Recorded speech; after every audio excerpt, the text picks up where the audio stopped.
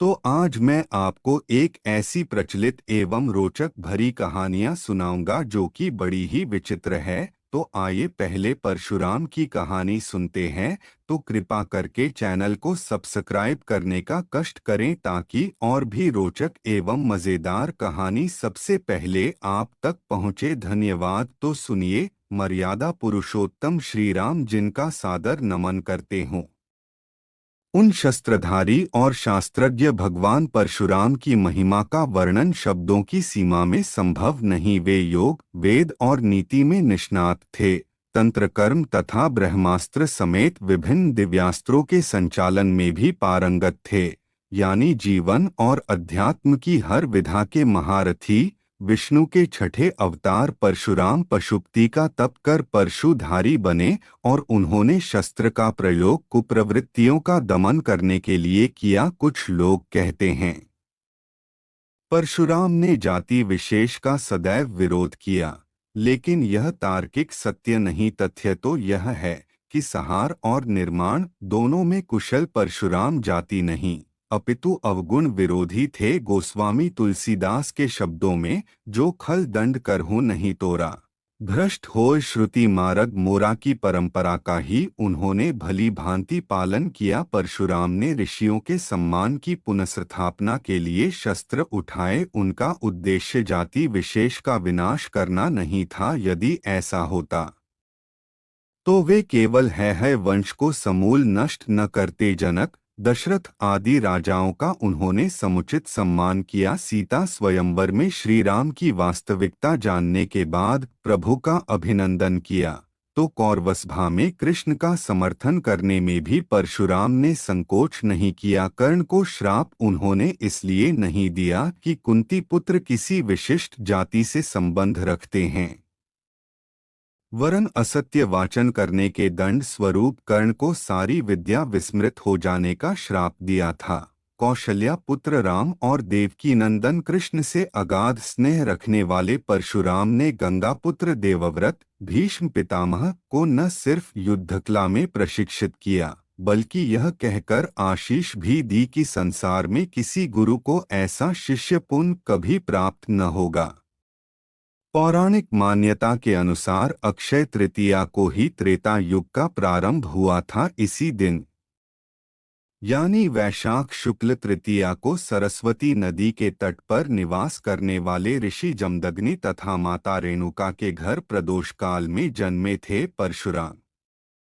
परशुराम के क्रोध की चर्चा बार बार होती है, लेकिन आक्रोश के कारणों की खोज बहुत कम हुई है। परशुराम ने प्रतिकार स्वरूप वंश के कार्तवीर्य अर्जुन की वंशबेल का 21 बार विनाश किया था, क्योंकि कामधेनु गाय का हरण करने के लिए अर्जुन पुत्रों ने ऋषि जमदग्नि की हत्या कर दी थी। भगवान दत्तात्रेय की कृपा से 1000 भुजाएं प्राप्त करने वाला कार्तवीर्य अर्जुन दंभ से लबालब भरा था। उसके लिए विप्रवध जैसे खेल था, जिसका दंड परशुराम ने उसे दिया। ग्रंथों में यह भी वर्णित है कि सहस्त्रबाहु ने परशुराम के कुल का 21 बार अपमान किया था।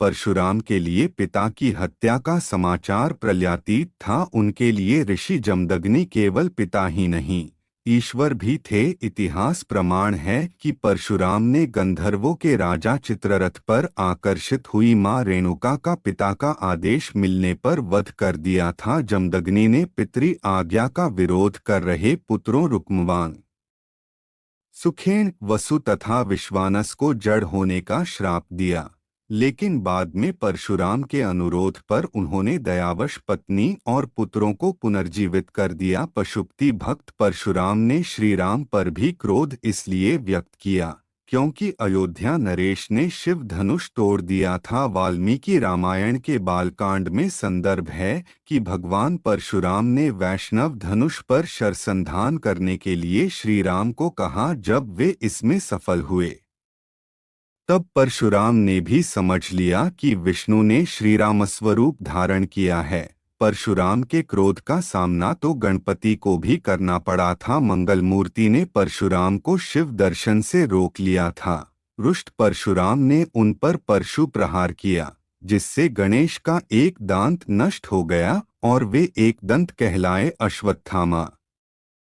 हनुमान और विभीषण की भांति प्रभुस्वरूप परशुराम के संबंध में भी यह बात मानी जाती है कि वे चिरजीवी हैं। तो अब आपको एक और बड़ी ही विचित्र एवं रोचक भरी कहानी सुनाऊंगा जो कि ध्रुवतारे की है। तो कृपा करके चैनल को सब्सक्राइब कर दे। धन्यवाद। तो सुनिए। राजा उत्तानपाद ब्रह्मा जी के मानस पुत्र स्वयंभू मनु के पुत्र थे। उनकी सनीति एवं सुरुचि नामक दो पत्नियां थीं। उन्हें सुनीति से ध्रुव एवं सुरुचि से उत्तम नामक पुत्र प्राप्त हुए। वे दोनों राजकुमारों से समान प्रेम करते थे। यद्यपि सुनीति ध्रुव के साथ साथ उत्तम को भी अपना पुत्र मानती थीं, तथापि रानी सुरुचि ध्रुव और सुनीति से ईर्ष्या और घृणा करती थीं। वह सदा उन्हें नीचा दिखाने के अवसर ढूंढती रहती थी।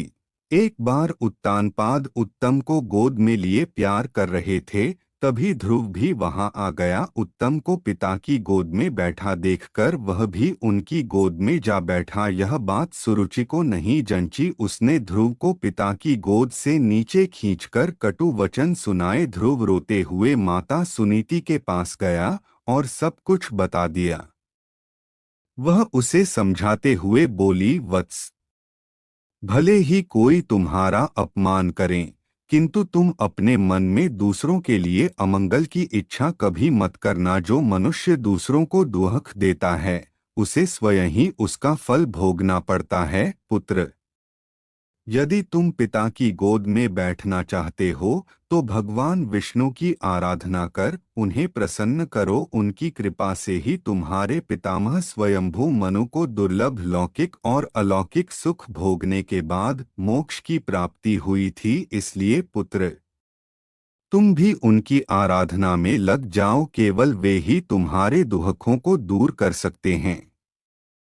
सुनीति की बात सुनकर ध्रुव के मन में श्री विष्णु के प्रति भक्ति और श्रद्धा के भाव उत्पन्न हो गए। वह घर त्याग कर वन की ओर चल पड़ा। भगवान विष्णु की कृपा से वन में उसे देवर्षि नारद दिखाई दिए। उन्होंने ध्रुव को श्री विष्णु की पूजा आराधना की विधि बताई। ध्रुव ने यमुना के जल में स्नान किया और निराहार रहकर एकाग्र मन से श्री विष्णु की आराधना करने लगा। 5 महीने बीतने के बाद वह पैर के एक अंगूठे पर स्थिर होकर तपस्या करने लगा।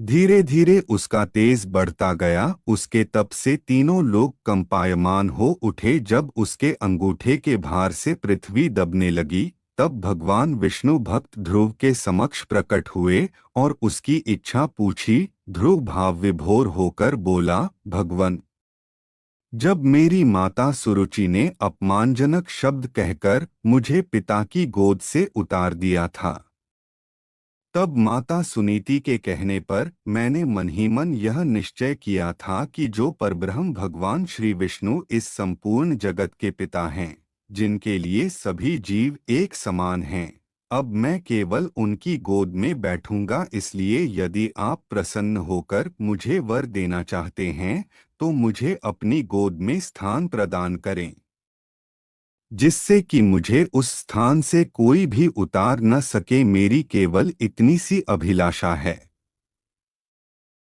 श्री विष्णु बोले, वत्स, तुमने केवल मेरा स्नेह प्राप्त करने के लिए इतना कठोर तप किया है, इसलिए तुम्हारी निःस्वार्थ भक्ति से प्रसन्न होकर मैं तुम्हें ऐसा स्थान प्रदान करूंगा जिसे आज तक कोई प्राप्त नहीं कर सका। यह ब्रह्मांड मेरा अंश और आकाश मेरी गोद है। मैं तुम्हें अपनी गोद में स्थान प्रदान करता हूँ। आज से तुम ध्रुव नामक तारे के रूप में स्थापित होकर ब्रह्मांड को प्रकाशमान करोगे। इसके आगे श्री विष्णु ने कहा, तुम्हारा पद सप्तर्षियों से भी बड़ा होगा और वे सदा तुम्हारी परिक्रमा करेंगे जब तक यह ब्रह्मांड रहेगा। कोई भी तुम्हें इस स्थान से नहीं हटा सकेगा। वत्स, अब तुम घर लौट जाओ। कुछ समय के बाद तुम्हारे पिता तुम्हें राज्य सौंपकर वन में चले जाएंगे। पृथ्वी पर 36,000 वर्षों तक धर्म पूर्वक राज्य भोग कर अंत में तुम मेरे पास आओगे। इतना कहकर भगवान विष्णु अंतर्धान हो गए। इस प्रकार अपनी भक्ति से भगवान विष्णु को प्रसन्न कर बालक ध्रुव संसार में अमर हो गया।